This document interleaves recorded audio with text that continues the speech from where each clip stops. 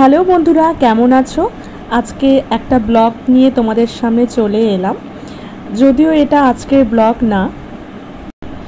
যাদের ছোট বাচ্চা রয়েছে তারা অবশ্যই জানো যে সব দিকে মেনটেন করা আমার পক্ষে সম্ভব হয়ে ওঠে না। যে নিত্যদিনের ব্লগগুলো নিত্যদিনই শেয়ার করা, সেদিন ভিডিও শ্যুট করে এডিট করা আর পসিবল হয় না।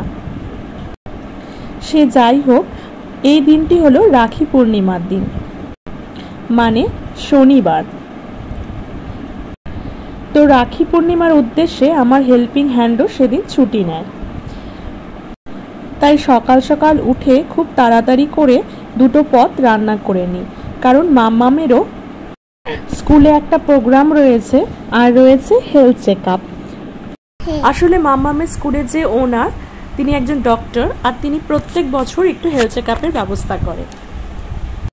আর যেহেতু সেকেন্ড স্যাটারডে, তাই মাম্মামের বাবারও ছুটি রয়েছে। আমার শ্বশুরবাড়িতে কেন জানি না পনির বড় আলু দিয়ে খেতেই চায় না, এই দেশি আলু দিয়ে বেশি পছন্দ করে। যদিও এই আলুগুলো ছুলতে একটু সময় সাপেক্ষ ব্যাপার, তবুও ভাবলাম দুটো পদই যখন করব তখন এই আলুটা দিয়েই করি।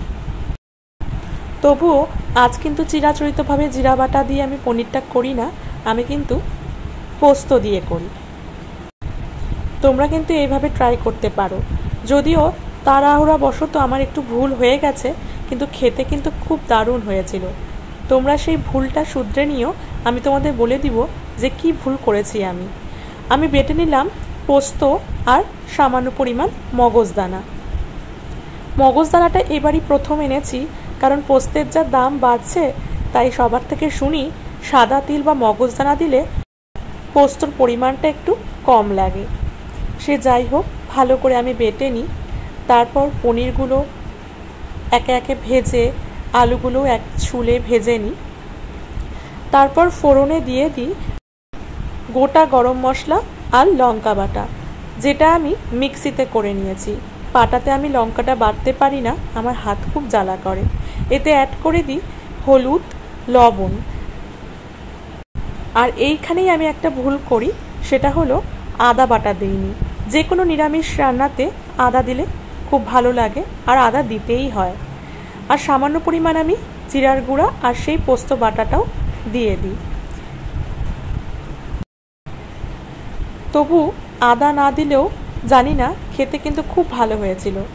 আর যে কোনো নিরামিষ রান্না হলেই আমি একটু ঘি অ্যাড করে দিই। এখানেও তার ব্যতিক্রম করি না, একটু ঘি দিয়ে দিই। এটাতেও আমি ভুলে গিয়েছিলাম একটু চিনি দিতে। লাস্টে চিনি দিয়ে আর একটু সামান্য পরিমাণ জল দিয়ে ফুটিয়ে নামিয়ে দিই।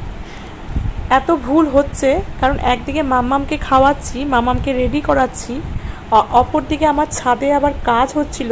সেই কাজগুলো তোমাদের পরে আমি শেয়ার করব। সেজন্য বারবার একের পর এক মনটা ডিস্ট্র্যাক্ট হয়ে যাচ্ছিল। সে যাই হোক, রান্না করে খেয়ে দিয়ে বেরিয়ে পড়লাম মাম্মামকে নিয়ে। মাম্মাম আজ স্কুলে যাবে না, ডিরেক্ট ক্লিনিকে যাবে। পৌঁছে গেলাম সেই ক্লিনিকে।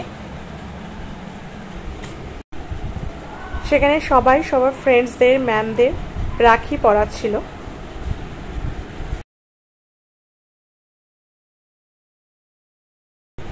এই যে আমার মাম্মাম। যাই হোক, আমরা অপেক্ষা করছিলাম কখন মাম্মামের নাম ডাকবে। মাম্মামের বাবা মাম্মামের জন্য বাইরে অপেক্ষা করছিল, কারণ ওখানকার স্পেসটা খুব কম ছিল, সেজন্য বাইরেই ওয়েট করছিল, ভেতরে ঢোকেনি। তারপর বাড়ি এসে আমার ননদ, মানে আমার হাজব্যান্ডের বোন, রাখি পরায়। ছোটোখাটো করেই করি উদযাপন, কারণ আমাদের মতো বাঙালিদের ভাইফোঁটাটাই বড় করে উদযাপন করা হয়। কথা ছিল বাইরে গিয়ে সবাই মিলে ডিনার করতে যাব, কিন্তু বাইরে এত বৃষ্টি পড়ছিল সেটা আর সম্ভব হয়ে ওঠে না। তাই বাড়িতেই খাবার অর্ডার করে খেয়ে নিই। খাবারগুলোও কিন্তু ভেজই ছিল। তো তোমরা রাখি পূর্ণিমার দিন কেমন করে দিনটা কাটাও অবশ্যই জানাও। আজকের ব্লগটা কেমন লাগলো সেটাও জানাও।